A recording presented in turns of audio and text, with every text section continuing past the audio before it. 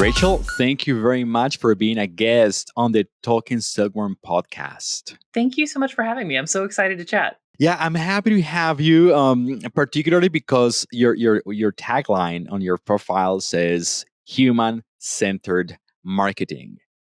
And this is something I enjoy doing. And I think that's my approach to everything I do in life and in business, focusing on humans. Of course, money is important. Of course, building your brand is important, but not at the expense of losing that human part. Right. Today, we're going to be talking, I'm sure that's part of the conversation today. We're going to be talking about myths in marketing. Yeah, like people do a lot of things that they think is true, or maybe it was true at some time, but not true anymore. And there's also the bigger and bigger shadow of AI and how it influences everything we do in marketing. Yeah. Before we dive into that, tell us a little bit more about what you do and why do you have that human-centered aspect in your approach? Yeah. So I'm a marketing strategist and fractional CMO, which means I'm the person that you call in when you need somebody to make sure that your marketing actually works for you, or you have like a big marketing problem that you don't quite know how to solve and you need somebody to think about it a lot. And the reason that the human thing is so forward in my own messaging is that, I've been doing this for, I think, almost 18 years now, 17, 18 years. And so I have been through a lot of different phases of online business. And I've seen throughout the years that the ones that survive are always the ones that focus on people first, which of course makes sense, right? Like we get into this business because we want something different for our lives. We want to make a difference in the world. But it's that really the quality of like the human relationships you're able to make with people that make marketing effective and that keep businesses going. And honestly, any other approach is just really boring for me. So I just don't have the patience for it. Yeah. I totally agree with you. It's either boring or it will burn you out Oh, because you absolutely. get into like the our hustle idea, lifestyle and business style, and you burn yourself out, like Yeah. so much overdoing things. Yeah, absolutely. I mean, that's where I actually found myself there about 5 years into running my business because I was doing like all the right things. And I was like living on a Greek island and I only worked in the mornings and I sunbathed all afternoon. And I was so miserable because I was like, this is just like, I hate working like this. I hate being stressed all the time. I would much rather be able to enjoy myself. Yeah. A lot of that is just superficial lifestyle. It's Yeah. just like the looks of like you working on the beach and then there is nothing behind it. Okay, but that's a whole rabbit hole, different rabbit hole. Marketing myths, and let's start head on with the topic. I'm gonna start with a very critical question here. Is you say like most marketing advice sets people up to fail. Yes. Why do you say that? So what I've seen over all the years of doing this is that for a sale to happen, you have to have four factors in place. You have to sell the right thing to the right person at the right time and in the right way. And that sounds simple when I say it, but most marketing advice is predicated on you having control over all those four factors when you really can only control the one, right? You can provide the right thing, and you can like do some research and make sure that it's going to the right person, but you have no idea what time they're going to see your marketing. And you don't really know whether it's going to be presented to them in the correct way or the way that makes sense for them. And so many marketing things are like, no, like just do this and this is my foolproof system, right? 90 days to better sales. But you don't have control over those things. And so when you do somebody's foolproof system and it doesn't work, then it's like, oh, wow, I must be like really terrible at this if I can't make their perfect system work.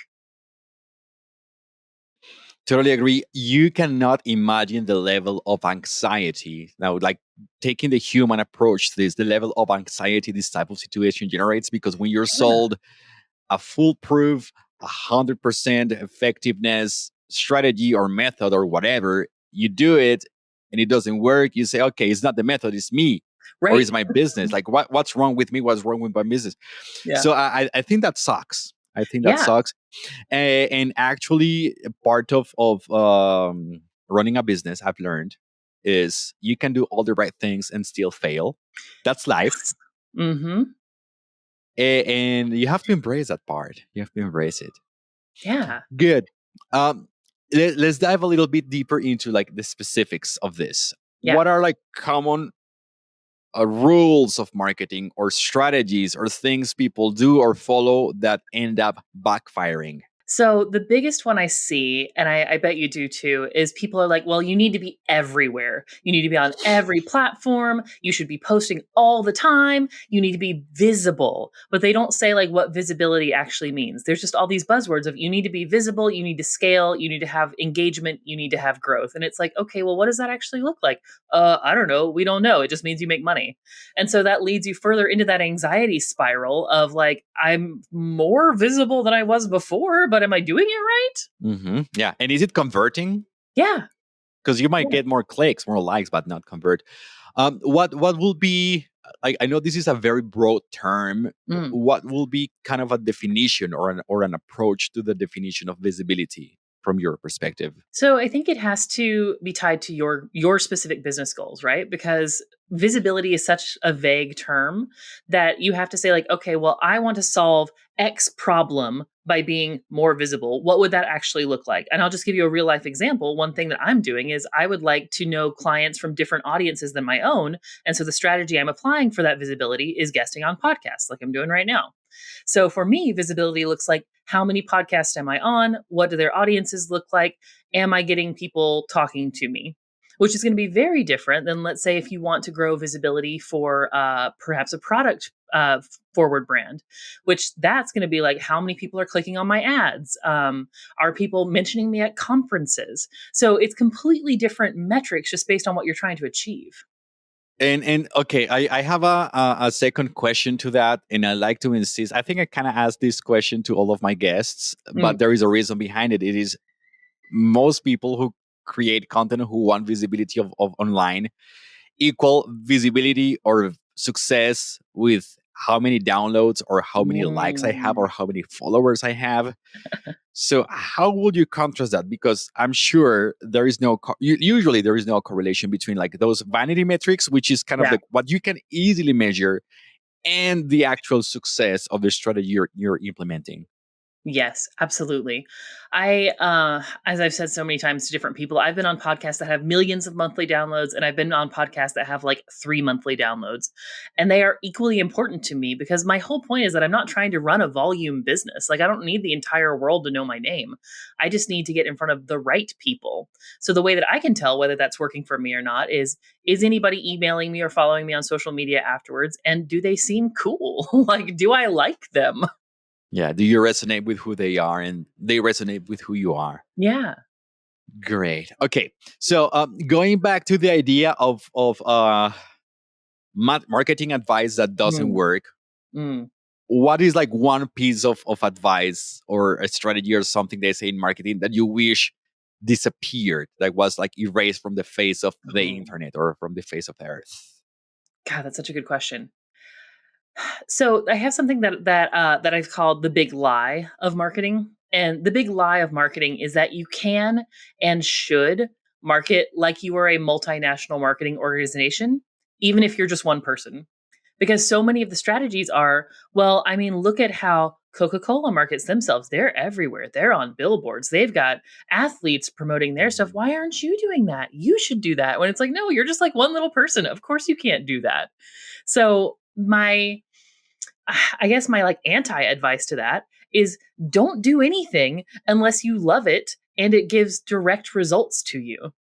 And don't let anyone fool you into trying to do more than you as one person possibly can. That's a great piece of advice. I'm thinking about that also. Like you have to get to know your context, because like if you post a billboard, you spend thousands on it, it might not work. Right? And just to give you an example here, I'm familiar with both podcast listener markets, like the North American and the South American side. Hmm. North American side, most of the listeners, like 80-90% of listeners, are going to come from Apple Podcasts. Hmm. Whereas on the South American side, Latin America, there's going to be like Spotify. Oh, Yes, like interesting. just a few bit of listeners are going to come from Apple Podcasts. Most listeners are going to come from Spotify. So if you run ads that attract people to one platform instead of the other, even though like it's apparently a big market, If Yeah. you haven't studied your own market, it's not going to work. You have to know what drives people in your very specific niche. Yes. One of my clients always says action without context is useless. And I'm like, yeah, Mhm. that is so true. There is so much noise, Rachel. There's a lot of noise. Everybody tells you what to do. Everybody has the perfect solution, the one size fits all thing, the I don't know, like the $1 million strategy to something. Yeah. How do I make a decision in terms of what to do? Like how can I tell between what works for my business at this moment and what doesn't? Yeah, because Mm, sometimes like things might seem to work or they might seem like the effective thing, but maybe they're not. How do I yeah. tell the difference? So the best thing you can do, if you can swing it, is get a group of really smart friends who have done this already. Because that's where I'm seeing a lot of business decision making being made actually in private Voxer chats and private signal loops where people are like, hey, should I follow this thing? Yes or no? And then the people who have gone before them are like, oh, actually, no, they scammed people before. Don't do that or whatever. But that's not available to everyone, especially if you're just starting out. So the red flags that I say to look for are if they promise you concrete results in a specific amount of time, it's probably just hype. If they are marketing themselves specifically telling you that they are the only way and no one will ever get you success like they will, probably hype. And if it's something that is predicated on you being somehow insufficient at your job. So I know we'll probably talk about AI later, or there's other systems where it's like you as the human are so faulty and terrible. Let the robot do your thinking for you. It's probably just hype because that's not what robots do. Yeah, and you see a lot of that. You see a lot Yeah. of that, and it works sadly, and you have like that rush, like that get results quick thing that Yeah. many people are attracted to. And because now it's going on with AI, like everybody's Hmm. implementing AI, everybody's selling AI. If you don't have AI, you're nothing. Your business is going to fall down. It's going to collapse. Oh, I know. So yeah, it's just part of the same thing. Yeah. Uh, how can I? Because sometimes this comes from an emotional Mm, part inside of us. Because my business is my baby, and I want it to thrive. right. So I want to see the results now. Like I want to see that thriving now. So I want the quick growth hacks, Yeah. unconsciously or consciously. Yeah.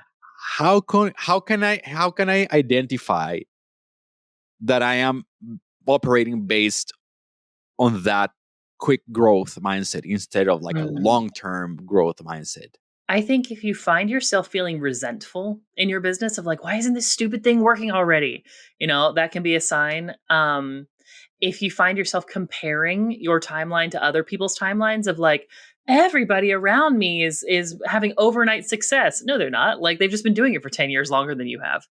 So that's another like key sign. And I think if you find yourself in a place that feels like desperation, where it's like, I have to do this, or everybody's going to know I'm a failure, or my business is going to fail, or something, and like you've taken it to mean something about you, I think that's a really good warning sign for that. And what will the other side look like? Like the type of marketing that is sustainable, that I can work Mm. with for a long term, that is going to work for me and for my business. It feels like you. So it's not something that you have to like make yourself do where it's like, oh, I have to post on Instagram or whatever it is you hate doing. So it's things that you actually enjoy and that feel natural to you as much as they possibly can. You may not like want to do it in your spare time, but you don't actively hate it. It's based on goals that are specific to you and your business and that have measurable outcomes. So, not just more visibility or more growth. It's like, I want to be in front of X number of people. I want to speak to this person, whatever that is. And it's slow. It's really slow. I think most of the people I know who get into entrepreneurship quit after about 3 years because that's the point when you realize that this never gets easier. It just gets like different kinds of hard. And if you don't love solving problems for the rest of your whole entire life, it's probably not the job for you. Yeah, it makes me think. I'm running a side project, well, a parallel project to podcast production, which is kind of like an online school for business English, Oh, nice. and it hasn't been profitable for over a year. Hmm. And I'm okay with that because I know it takes time. Like we have Yeah. been building the assets, we have been building a brand so far, and it's a different point from like making ourselves visible and understanding of ourselves, what we want to do, so that then we can sell. Yeah. So it takes a And while. I mean, so I know a lot, like from a traditional marketing standpoint, that would be seen as a failure, right? Like you haven't made an ROI Right. after a year. But I think that's a huge success. And you have so much more space to experiment and figure out who you are and like really nail it so that when it does kick off, and I'm sure it will, then like you're not scrambling, you know? Yeah. And you're not attached to the results. Like if something Yeah. doesn't work, you don't punish yourself. You just, okay, course Yes. correct, and let's do this different thing now. Yeah. All right. What one of the points you highlight, Rachel, is positioning. Yeah, Hmm. you say this is a very very important skill. A lot of people overlook it. So I have two questions. One, what is, or how you will define positioning? Yeah, and then why it is so important for a business or for brands. Yeah. So positioning is who you are and why anybody cares. And it can be like you as the business. It can also be like a product. Like what is this product and why does anybody want it? And it's so important because people skip over it because they feel like they have an intuitive sense of it. And because you feel it so strongly, you assume that that will just like osmose into the ether and that other people will get it too. And so then people build this like massive marketing architecture on top of it.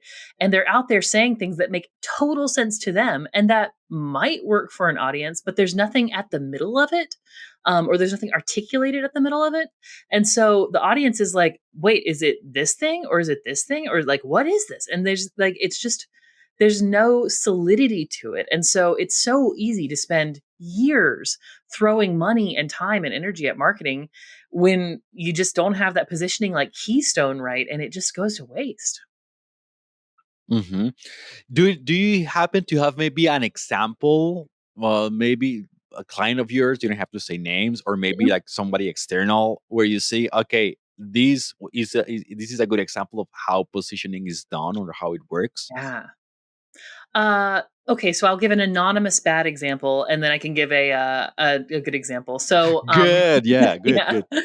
I've worked with a client for a number of years ago, where this guy had been doing business advising, but he had been using the term coach because that's kind of what like everybody says. But what he was doing was actually very different. It was much more involved.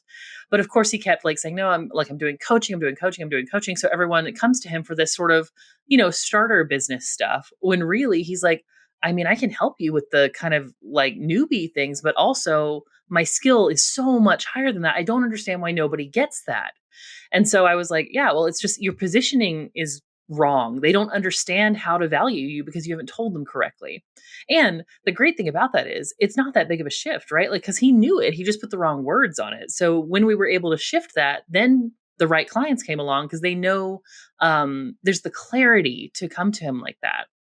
And so, a good example, which I can share publicly. So, I have a parallel project as well called Triple Diamond, where I do brand development with this brilliant brand strategist. And we came up with our positioning statement as being the trusted brand smiths. And so, as soon as somebody hears that, they're either like, yeah, I need to know more. Like, tell me that sounds really great. Or they're like, absolutely not. That sounds like pretentious nonsense. Like, I'm just going to go get a brand somewhere else. And so we were able to come up with such a distilled statement that either really draws people in or really turns them away. And I'm so proud of that because that's what a really good positioning statement does. Great. Yeah. Thanks for that. Thanks for that example. There's a language. I think influences how we operate. Yeah. That's the basis of it all. Okay. So we have discussed that human and strategy aspect. Now comes what everybody's talking about, and I'm sure there's going to be a point not so far away in the future where like that bubble is going to explode, which is AI. Everybody Yes. wants AI, and I think I'm gonna go off topic for a second. I think it is backfiring in a lot of situations. For example, in terms of marketing, it decreases trust because when you can tell the video is made with AI, like the ad is made with AI, like you don't trust that brand. But the other aspect is because the internet is getting so full of AI content, people are going back to face interactions. I love that. I love that. And like there's a big movement now of events, activities, places, like when you are meant to connect face to face and like put the phone away and do that. So that's a lovely thing. But I think that connects with how AI impacts marketing. So tell us a bit of what you think or what your perspective is on how the implementation of AI can affect or can enhance a marketing strategy or a branding strategy. Hmm. So I think I'll start with saying I'm not actually anti AI. I don't use it in my work simply because to me it plays a really good marketing intern. And I will have clients who will request specifically that I use their AI LLM, and I'm like, that's fine. I have managed human interns. I will happily manage a robot intern. It's not a big deal. And when you work on it or when you work with it on that level where you're like, okay, this is what I know you can do well, like put a draft together for me, help me think about this, whatever. And then I will bring my human development to this and I will like actually turn it into something that's useful. Sure, it can be great. But where the problem is what you were talking about when people are just using it to churn out content. And as you said, it devalues the brand. It makes no one looks at that and thinks, wow, they're cutting edge. They use AI. They think, oh, so you don't have enough money to pay a marketer? Like, that's a little embarrassing. How too bad for you. Or, and I mean, the other thing is like, it all sounds the same, you know? So it decreases your brand equity. It devalues your brand. And I just don't see that many people willing to put in the time it takes to use it well. So I have had a lot of people come to me and say, like, oh, I think, your job is going to be completely replaced in 5 years. And I'm like, look, AI wishes it could do what I do. I have written for decades now, it simply cannot perform on the level of a human because that's not what it's intended to do. And so I think when the hype dies down and it's not crammed into every single software tool in existence, I'm sure some very useful case studies are going to come out. But right now, it's just silly. I totally agree. I totally agree. I use it as a tool to complement my work, Yeah, but it's shown to be insufficient in a lot of aspects, particularly when it comes to like very specialized tasks. I think insufficient is such a good word for that. Yeah, yeah. Do you think, going back to the off topics aspect, do you think this is gonna help when it comes to business in making face to face events more important? Yes, I'm already seeing that. It has been very difficult to fill any kind of like course or mastermind type group online over the past couple years, but in person ones and local ones are booming.